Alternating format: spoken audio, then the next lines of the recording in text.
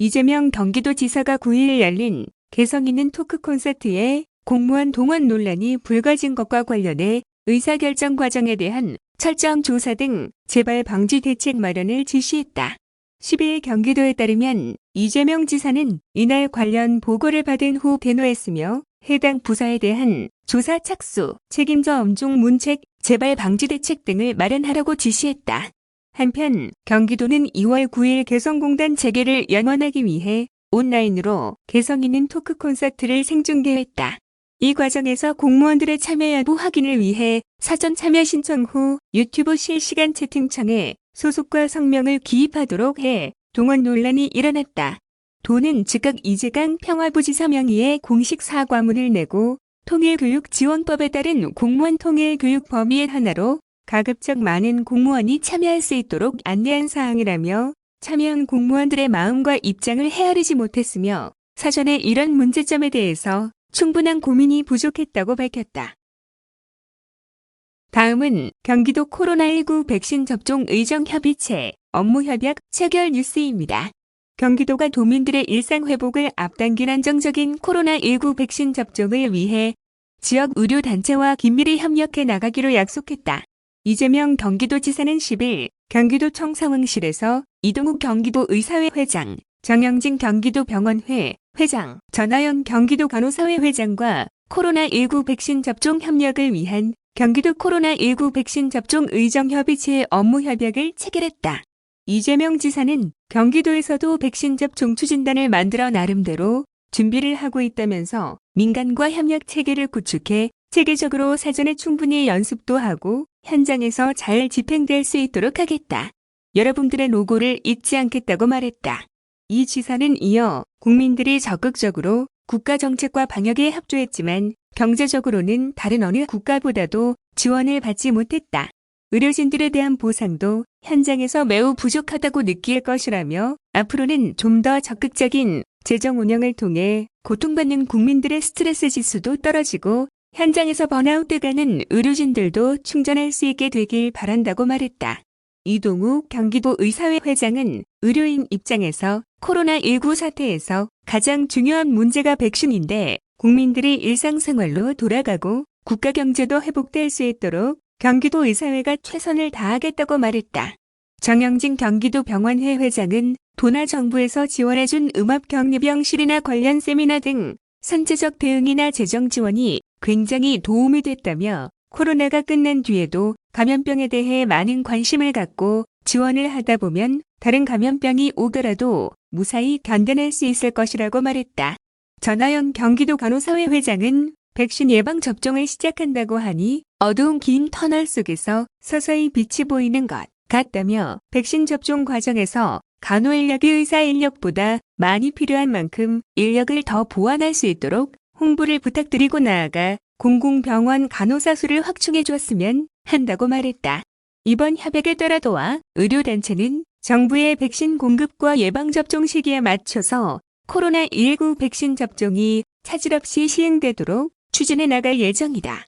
도는 예방접종에 대한 관련 정보를 지역 의료단체에 신속하게 제공하며 의료단체와 함께 예방접종 홍보와 의료인력 교육 등을 실시하기로 했다. 의료단체는 도민이 안전하고 신속한 접종을 받을 수 있도록 예방접종에 참여하며 도내 행정구에 설치되는 접종센터 운영에 있어 의사, 간호사 등 의료인력 지원에 최선의 노력을 다할 방침이다. 한편 도는 도와 31개 시군의 예방접종 추진단과 지역협의체를 구성하고 행정구당 한 곳씩 총 42개소의 접종센터를 설치할 계획으로 현재 체육시설과 공공시설 등 66곳의 후보군을 확보해 놓은 상태다. 접종위탁 의료기관은 31개 시군 총 3,952곳이 참여 이사를. 다음은 민선 7기 장기미 해결 사업 해결 사례 발표 뉴스입니다. 이재명 경기도지사는 2018년 7월 취임 후 첫 민생 현장 방문지로 아스콘 공장 재가동 문제로 갈등을 빚고 있는 안양시 연향마을을 선택했다. 2002년부터 시작된 아스콘 공장과 지역 주민과의 갈등이 최고조에 이른 곳이었다. 이런 이재명 지사의 첫 행보는 당시로서는 파격적이었다. 뚜렷한 해법을 갖고 있거나 마무리가 다 된 경우가 아닌데도 갈등 현장의 중재자로서 도지사가 나섰기 때문이다. 민선 7기 경기도는 이재명 경기도지사 취임 후 오랫동안 해결을 못하던 이른바 장기 미해결 사업들을 새로운 동력으로 해결하고 있다. 장기 미해결 사업들은 대부분 사업 주체와 주민 간의 갈등, 사업 주체의 경영난, 예산 부족, 기관 간 협의 부족 등이 주요 원인으로 짧게는 2년에서 길게는 50년 이상 지체돼 지역 주민들의 불편은 물론 지역 경제 활성화에도 걸림돌이 되고 있었다. 이재명 지사의 첫 행보가 상징하는 것처럼 민선 7기 경기도는 이 지사 취임 후 적극 행정으로 장기 미해결 사업 처리에 나섰다. 이에 당사자 간 대화와 설득은 물론이고 공무원으로서는 쉽게 결단을 내리기 어려운 행정대 집행이나 소송도 마다하지 않았다. 갈등 해결로 피해를 보는 사람들에게는 납득할 만한 수준의 보상이나 지원책을 제공했고 필요하면 전폭적인 예산 지원도 이뤄졌다. 중앙정부를 향한 건의나 협조 역시 멈추지 않았다. 적극 행정이란 말 그대로 일이 해결될 때까지 포기하지 않고 줄기차게 노력하고 해법을 제시했다. 이런 적극 행정은 수면 밑에서 시간만 보내던 다양한 지역 내 갈등이나 좌초 위기에 몰린 사업을 다시 시작하는 새로운 동력이 됐다.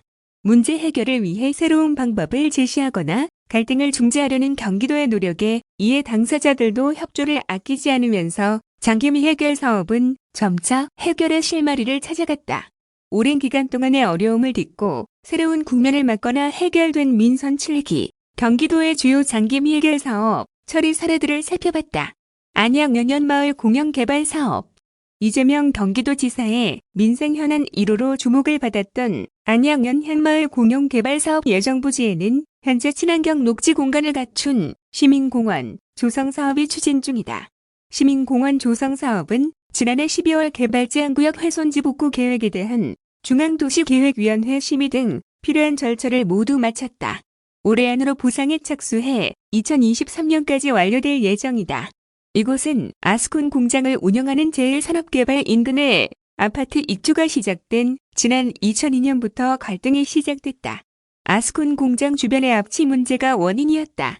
2017년 경기도 보건환경연구원이 이 공장을 대상으로 한 대기정밀 검사에서 벤조피렌 등 1급 발암물질이 검출됐다는 결과를 발표하면서 갈등은 더 커졌다. 이재명 지사가 연현마을을 방문한 시기는 갈등이 최고에 달하던 때였다. 이 지사는 경기도와 안양시 주민 관련 사업자가 참여하는 사자협의체를 만드는 게 좋겠다면서 법률상 도지사가 할 수 있는 권한 내에서 최대한 지원하겠다고 중재자의 역할을 자임했다. 이에 따라 지역 주민을 비롯한 이해 당사자들은 사자협의체 실무회의를 통해 공영개발 사업을 해결 방안으로 제시했으며 이를 안양시가 공식 건의하고 경기도가 수용하는 방식으로 해법을 마련했다. 도는 당초 안양시 만안구 석수동 일대 아스콘 공장 지역 11만 7천여 제곱미터 대지에 1187세대의 공공주택을 건설하려 했다. 하지만 해당 부지가 제2경인고속도로와 서해안고속도로에 둘러싸여 있어 소음이 심하고 방음벽 설치 등 700억 원의 추가 예산이 들어가는 점을 감안해 4만여 제곱미터 규모의 시민공원 조성으로 계획을 변경했다. 공원 조성이 완료되면 인근 석수체육공원과 연계해 안양 시민의 쾌적한 여가 환경 조성과 편의 증진이 기대된다. 화성국제테마파크 조성 사업. 화성국제테마파크는 경기도 화성시 송산 그린시티 내 동측 부지에 약 4,189천 제곱미터 규모로 조성될 예정인 테마파크다. 사업 주체인 신세계그룹은 올해 토지 공급 계약과 관광단지 지정 신청 등 행정 절차를 진행해 오는 2026년 1단계 개관을 추진할 계획이다. 화성국제 테마파크 사업은 당초 화성시 남양읍 신요리 송산 그린시티 동쪽 4,189천 제곱미터 부지에 유니버설 스튜디오 같은 국제 수준의 테마파크를 조성하는 사업으로 2007년부터 추진됐다. 당시 경기도는 화성시 수자원공사와 함께 유니버설 스튜디오 유치 우선 협상자로 유니버설 스튜디오 코리아 컨소시엄을 선정해 추진했지만 외국인 투자기업 요건 미충족 등으로 인해 계약이 체결되지 못했다. 이후 박근혜 정부 공약사업에 국제 테마파크 조성이 반영되면서 재추진이 결정됐지만 자금난과 경제성 부족 등이 문제가 되면서 재차 중단됐다. 2018년 3월 정부가 화성국제 테마파크 조성 재추진에 무게를 실으면서 두 차례나 무산됐던 사업은 회생의 기회를 얻게 됐다. 문제는 국제 테마파크 조성에 필요한 막대한 자금력을 가진 투자자를 어떻게 선정하는가에 있었다. 경기도는 최대한 안정적으로 사업을 추진하라는 이재명 지사의 지시에 따라 국내 기업을 대상으로 투자 유치를 진행했다. 이에 따라 도는 먼저 화성시 한국수자원공사와 함께 2018년 8월 국제 테마파크 정상화를 위한 업무 협약을 맺고 사업 재가동 소식을 기업에 알리는 등 사업 추진을 지원했다. 이어 1년 만인 2019년 7월 화성시 한국수자원공사, 신세계프라퍼티, 신세계건설과 함께 화성 복합테마파크 성공을 위한 양해각서를 체결하고 사업의 성공적 추진을 위한 발판을 마련했다. 도는 화성 국제 테마파크가 조성될 경우 약 1만 5천 명 규모의 신규 일자리를 창출할 수 있는 것은 물론 연간 1,900만 명의 관광객을 불러 모을 수 있을 것으로 기대하고 있다. 현덕지구 개발 사업. 현덕지구는 평택시 현덕면 장수리 관관리 일원 232만 제곱미터 규모로 추진 중인 개발 사업지로 포승지구와 함께 경기경제자유구역 내 위치하고 있다. 경기도는 지난해 12월 현덕지구 개발 사업을 추진하러 선 협상 대상자로 대구은행 컨소시엄을 선정했다. 대구은행 컨소시엄은 대구은행을 대표사로 메리츠증권, 하이투자증권, 키움증권, 랜부영 등 7개의 법인이 참여했다. 현덕지구는 2008년 황해경제자유구역 지정 이후 2012년 개발계획 변경을 통해 포승지구에서 분리돼 추진됐다. 도는 2014년 현덕지구 개발 사업 시행자로 대한민국 중국성 개발을 지정했지만 사업 시행자가 토지 매수를 지연하는 등 수년간 지지부진한 행보를 보였다. 이에 따라 도는 이재명 지사 취임 후인 2018년 8월 실시계획 승인 조건 미, 이행 등을 이유로 개발 사업 시행자 지정을 취소했다.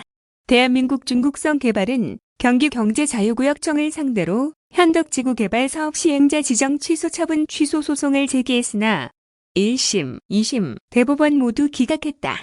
대구은행 컨소시엄은 기존 중화권 관광객 유치를 위한 차이나타운 개발 콘셉트에서 수소 인프라 및 스마트 물류 등 4차 산업혁명을 선도하는 현덕클린 경제도시로 탈바꿈하는 것으로 사업계획서를 제출한 상태다.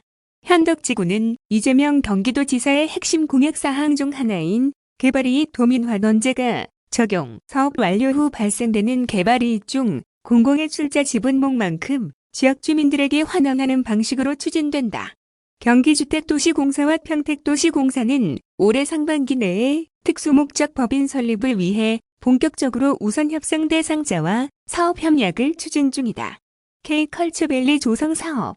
K컬처밸리는 고양시 일산 동구장 항동 1원 한류월드에 축구장 46개 규모로 테마파크, 아레나, 상업시설, 호텔 등을 조성하는 사업이다. 사업 시행자인 CJ라이브시티는 현재 글로벌 스포츠 엔터테인먼트 기업인 AEG와 파트너십을 토대로 국내 최초로 세계적 수준의 첨단 공연장인 아레나 건립을 추진 중이다. CJ라이브시티는 현재 건축인 허가 등 필수 행정 절차를 추진 중으로 아레나, 상업 및 놀이시설 등 순차적으로 공사를 시작해오는 2024년 준공할 예정이다. K컬처밸리는 2016년 CJ E&M 컨소시엄과 기본 협약을 체결한 뒤 K-팝의 급격한 성장과 함께 콘텐츠 산업의 트렌드 변화에 맞추기 위해 당초 사업 계획을 변경하면서 장기간 중단됐다. 도는 2019년 4월부터 CJ와 사업 변경안을 놓고 다시 합의를 진행해 2020년 6월 최종 타협을 이뤄냈다. 도는 K컬처밸리가 연간 약 2천만 명의 방문객을 창출하고 앞으로 10년간 도내 17조 원 규모의 생산 유발 효과와 24만 명의 취업 유발 효과를 통해 경기 서북부 지역 경제 발전을 견인할 것으로 기대하고 있다. 포천 고모리의 조성 사업. 고모리의 조성 사업은 포천 고모리 일대의 고모리의 디자인 클러스터 조성 사업이라는 명칭으로 섬유, 가구 산업의 디자인과 한류 문화를 접목한 복합 산업단지를 조성하는 것이다. 당초 도는 공영 개발 방식으로 에코팜랜드 조성 사업. 에코팜랜드는 화성시 마도면 화홍관 척지 제4공사구역 119만 제곱미터, 부지의 연면적 39,239제곱미터 규모로 축산연구개발단지, 승용마단지, 반려동물단지 등을 조성하는 사업으로 지난해 11월 조성 공사를 시작했다. 에코팜랜드에는 2022년 3월 준공을 목표로 국비 28억 원, 도비 1,158억 원 등 총 1,186억 원의 사업비가 투입된다. 연면적 29,359제곱미터 규모의 축산연구개발단지에는 한우계량과 재래가 축종 보전 등 가축 생산성 향상 연구를 전담하는 시설들이 들어선다. 승용마단지는 연면적 8,474제곱미터 부지에 승용마 사육시설, 승용마 조련센터, 재활승마센터 등이 조성된다. 반려동물단지는 연면적 1,406제곱미터 규모로 조성되며 동물보호시설, 교육관, 운동장 등 유기견 및 유기묘의 교육, 훈련과 보호, 입양 등의 기능을 담당할 시설들이 만들어진다. 이 사업은 농가 소득원과 관광자원 발굴과 일자리 창출, 도시민들의 쉼터 조성을 위해 경기도와 화성시, 한국마사회, 수원화성호산축산업협동조합, 경기남부수협, 농우바이오 등 6개 기관이 손을 잡고 지난 2008년부터 추진했지만 간척지 사업 지연 등의 이유로 난항을 겪었다. 경기도는 2019년 9월 사업계획을 최종 확정 짓고 실시 설계, 인허가, 국비 확보 등을 추진해 사업의 속도를 냈다. 도는 에코팜랜드 조성 사업이 완료되고 본격 운영에 들어가면 2,360억 원 이상의 생산 유발 효과, 1,000명의 고용 유발 효과, 950억 원 이상의 부가가치 유발 효과 등을 거둘 것으로 기대하고 있다. 신분당선 광교, 호매실 사업 추진. 국토교통부는 2006년 신분당선 연장 복산 전철을 1단계와 2단계로 나눠 각각 2014년, 2019년 완공한다는 기본 계획을 고시했다. 1단계인 정자, 광교 구간은 2016년 운행이 시작됐지만 2단계 사업인 광교, 호매실 구간은 2014년 11월과 2017년 6월 타당성 분석에서 경제성이 이를 넘기지 못해 난항을 겪은 바 있다. 경기도는 오랜 기간 지연된 광교, 호매실 사업 추진을 위해 중앙정부의 예비타당성 조사, 면제 요구 및 예비타당성 대응 용역 추진 등의 노력을 기울였다.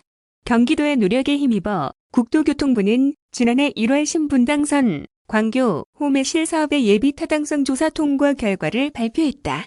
도는 설계 등 후속 절차가 차질 없이 추진될 경우 이르면 2023년 공사에 착수할 수 있을 것으로 보고 있다.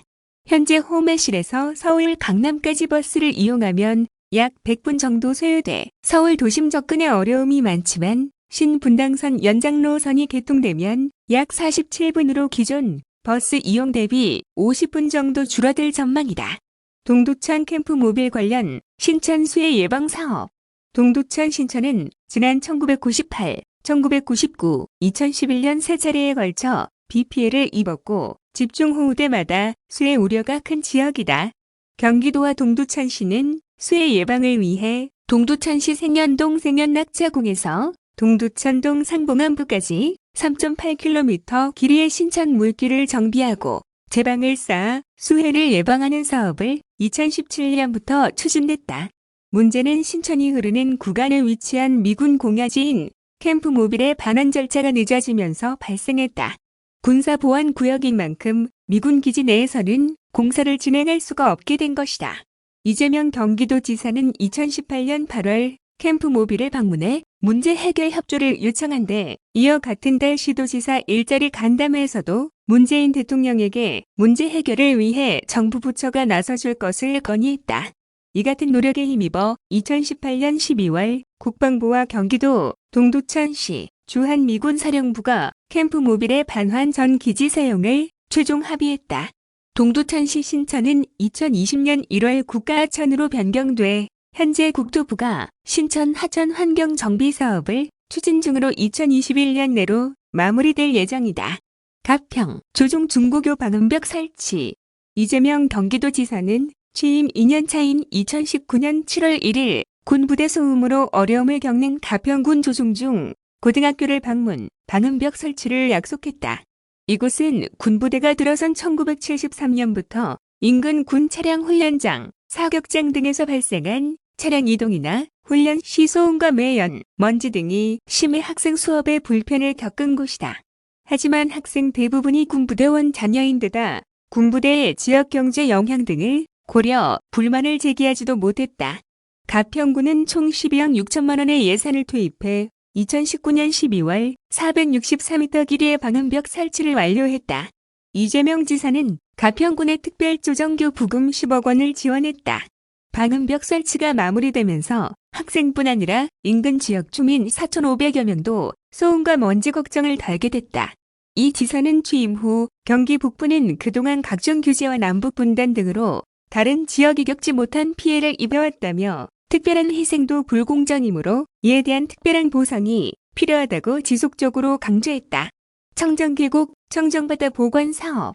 하천 계곡 불법 행위 근절과 청정계곡 복원은 민선 7기 경기도의 대표 정책으로 깨끗한 하천 계곡을 도민들에게 돌려드리겠다는 이재명 지사의 정책 의지에 따라 2019년 6월부터 추진됐다. 여름이면 반복되는 바가지 요금, 불법 쓰레기 등으로 대변됐던 하천 계곡 불법 점유와 시설물 문제는 수십 년 동안 반복돼 당연한 것처럼 여겨졌던 장기 미제였다. 그러나 설득과 보상, 단호한 행정 집행이라는 경기도의 1년여 동안의 노력으로 말 그대로 청정계곡 복원이라는 성과를 얻었다. 반발하는 주민들은 이재명 지사가 직접 만나 설득을 했으며 경기도와 시군 공무원, 하천감시원, 하천계곡 지킴이 등으로 점검반을 구성해 불법 시설물이나 쓰레기 무단 투기 등의 불법 행위를 적극 감시했다. 그 결과 대부분의 불법 시설물이 강제 철거가 아닌 자발적인 철거로 진행돼 신속하게 정비가 이뤄졌다.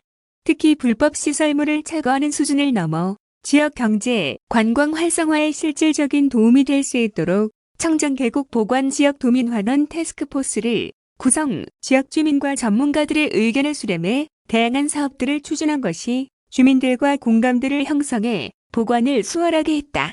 경기도는 지난해 12월 말 기준으로 도내 234개 하천, 계곡에서 1,601개 업소의 불법 시설물 1만 1,727개를 적발 1만 1,667개를 철거 완료했다. 이재명 경기도지사는 지난해 10월 열린 청정계곡 보관성과 보고회에서 청정계곡 보관 사업은 대한민국 행정사에 기록될 만한 우수 사례라며 이번 사업으로 많은 사람들이 자신의 권리를 찾게 됐다. 자연도 깨끗해졌고 수해 피해 감소라는 망액 소득도 얻었기 때문이라고 평가했다. 경기도는 현재 청정계곡에 이어 청정바다맘 대기 사업도 추진 중이다. 경기도는 지난해 7월부터 궁평, 제부, 방아머리 등 도내 해수욕장과 전복항, 궁평항 등 도내 33개 항포구 등을 대상으로 불법 파라솔 설치 행위 등을 단속했다. 이어 시흥시 오이도항의 불법 컨테이너 철거 등 어항 정비를 했다. 경기도와 시흥시는 철거한 불법 컨테이너 부지에 수산물 진매장을 설치해 적법하게 운영할 수 있도록 했다.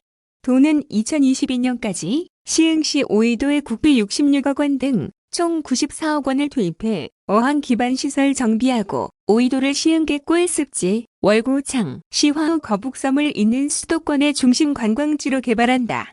이 밖에도 도는 남한산성 도립공원에서 불법 영업을 하던 불법 노점에 대한 단속도 실시해 세계유산에 대한 관리도 강화하고 있다.